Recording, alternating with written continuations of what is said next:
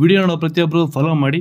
ಬೆಳಗ್ಗೆ ಬೇಗ ಎದ್ದು ಎಲ್ಲ ಕೆಲಸ ಮುಗಿಸಿ ಹಸುಗಳಿಗೆ ಕರುಗಳಿಗೆ ನೀರು ಇಟ್ಬಿಟ್ಟು ಆಚೆ ಕಟ್ಟಾಗಿ ಸಂಜೆಗೆ ಚಕ್ಕೆ ಒಂದು ಬಕೆಟ್ ಎಣ್ಣೆ ಹಾಕ್ಬಿಟ್ಟು ಅಲ್ಲಿಂದ ಕೆಳಗಡೆ ಹೋಗಿ ಜೋಳ ಕಡೆ ಒಂದೂವರೆ ಮೇವು ಕೊಯ್ಕೊಂಡು ಎತ್ಕೊಂಡು ಭುಜದ ಮೇಲೆ ಎತ್ಕೊಂಡ್ಬಂದು ಮನೆ ಹತ್ರ ಆಗಿದೆ.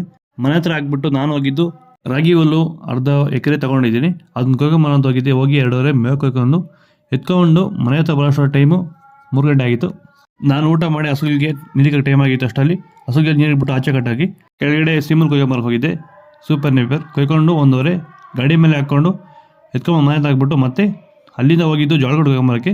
ಅವಾಗ ದಾರಿಯಲ್ಲಿ ನಮ್ಮ ಸ್ನೇಹಿತರದು ತಲೆ ಕೊಯ್ತಿದ್ರು. ಟೀ ಕೊಟ್ಟರು ಕುಡ್ಕೊಂಡು ನಾನಾಗಿದ್ದು ಜೋಳಗಡ್ಡೆ ತೊಡೋದಕ್ಕೆ ಇನ್ನೂ ಕೊಯ್ದಿಲ್ಲಿದೆ. ಫಸ್ಟ್ ಟೈಮ್ ಕೊಯ್ತಾ ಇರೋದು, ಇವತ್ತೇ ಸ್ಟಾರ್ಟ್ ಮಾಡಿದ್ದು. ಹಾಗೆ 2 ಜೋಳಗಡ್ಡೆ ಕೊಯ್ಕೊಂಬಂದು 2 ಜೋಳಗಡ್ಡೆ ಮೇವು ಎತ್ಕೊಂಬಂದು ಮನೆ ಹತ್ರ ಆಗೋಷ್ಟು ಟೈಮು 5 ಗಂಟೆ ಆಗಿತ್ತು. ಹಸುಗಳೆಲ್ಲ ಮೇಲೆ ಕಟ್ಟಾಕಿ ಹಾಲಿನಕ್ಕೆ ರೆಡಿ ಮಾಡ್ತಾಯಿದ್ದೆ. ಇದು ಇವತ್ತು ನನ್ನ ಕತೆ. ನಿಮಗೆ ಈ ವಿಡಿಯೋ ಇಷ್ಟ ಆದರೆ ಪ್ಲೀಸ್ ಒಂದು ಲೈಕ್ ಮಾಡಿ, ಫಾಲೋ ಮಾಡಿ. ಜೈ ಜವಾನ್ ಜೈ ಕಿಸಾನ್.